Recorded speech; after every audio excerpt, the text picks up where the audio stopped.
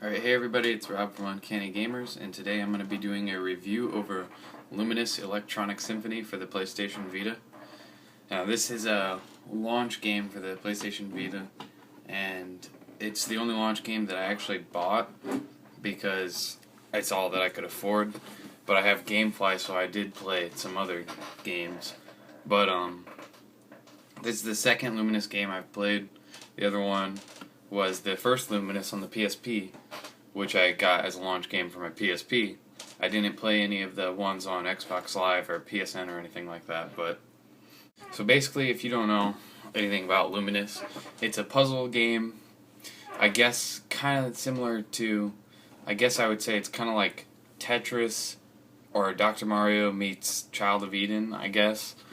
But it's really unique in the gameplay style and in the music and everything like that. But first thing with gameplay is all you do is you'll have two different colored blocks, and basically, in the simplest way to explain it, all you do is just make squares and add on to the squares and build combos with the squares, and then there'll be a timeline, like a little line that goes across the screen, and it will erase any squares that you've created while it was going over the screen. And then, but what makes this unique from other puzzle games is not only the gameplay, but it has these things called skins, where basically you'll have two different colored blocks, and let's say you complete like a certain amount of blocks, then it goes to a new skin, and it will change the color of the blocks. Like, for example, the one on the cover of the case are red and blue. It will change the color of the blocks, and it will change the music, and it will change the backgrounds and everything like that. And it's a really good thing about the game because it makes it it prevents it from not being bored, or from you getting like repetitive or getting bored after a while. But then another good thing about the game is the music, which, if anybody's ever played Child of Eden on the PS3 and Xbox 360, it basically has just as good, I think it has just as good of music as Child of Eden in here. It has a lot of really good songs, and then it has like some real songs, like actual music, and then it's all like remixed and everything like that, and it sounds really cool.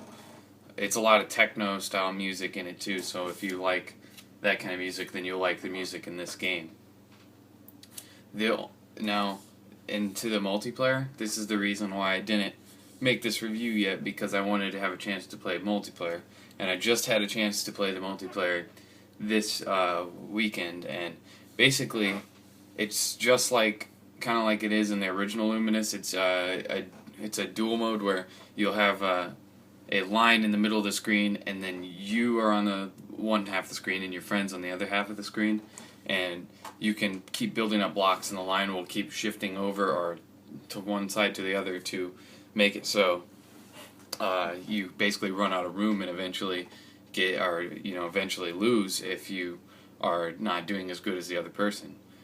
Now, this is a really, really, really awesome mode. Like, it's one of the funnest modes in the game, but the problem is the game has no online. It's only local multiplayer.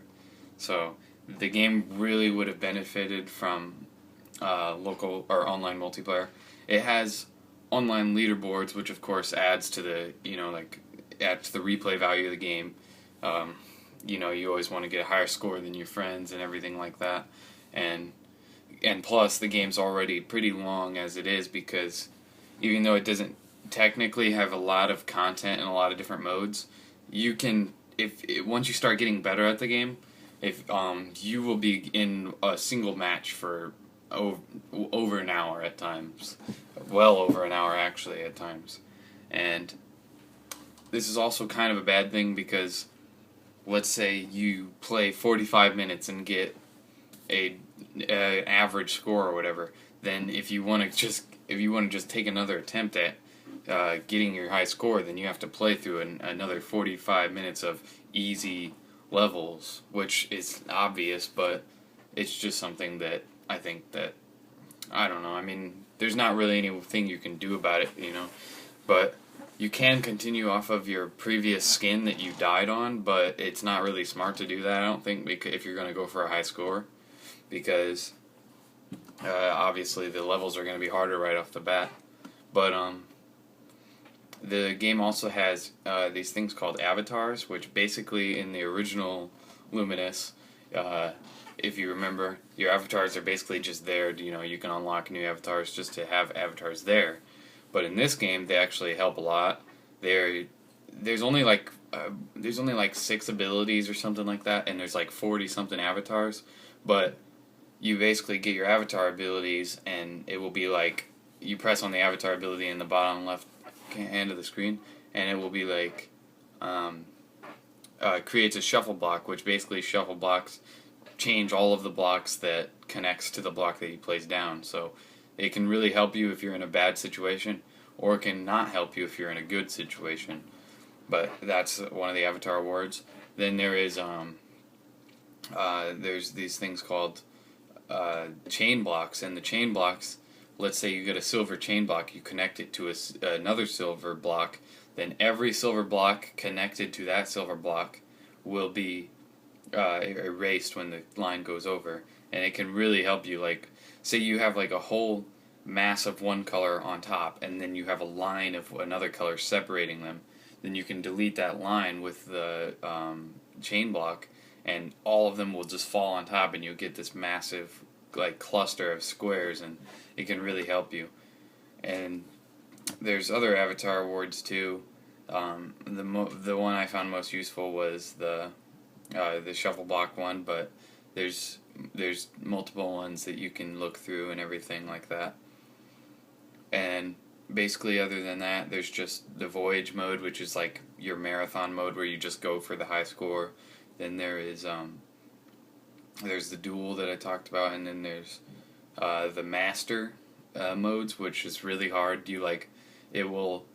You'll start off in the stage, and the stage will already be immediately hard, and it will be like delete 60 blocks, which is easy enough, and then after you delete 60 blocks, it'll be like delete 120 blocks, and it just keeps adding on and adding on. And I got to Master Zone 4, and I can't get past that one, and there's a trophy for getting to the 5th one, which is the last one, but yeah, that's a really cool mode too, but it's really hard also. And then, other than that, you can check you know your leaderboards and your playtime and everything like that in the game. And I'd have to say, the only 2 games I played on the Vita is Luminous and Wipeout, and I beat all the way through Wipeout, and then I played all the demos and everything they have. But I'd have to say that this is by far the best game I've played on the Vita so far, and it's really unique puzzler with tons of great music, tons of great backgrounds, everything like that. Like, if you played Child of Eden, you'll know what to expect from the music and backgrounds. It's no exception to that. It's you know, you can expect really good music and backgrounds. And overall, I'd say that this is almost worth, like, along with the rest of the launch games and this one, I'd say that buying a Vita right now would not be a bad idea compared to as the 3DS's launch titles. I've been enjoying this game more than I have pretty much any one of my 3DS games so far. So it's a really good game. It's probably one of the best launch games I can think of playing, and overall, it's one of the best puzzlers I've played in a while, and a really good Vita game to pick up with your new system if you having trouble thinking of any games. Alright, well, everybody, thanks for watching.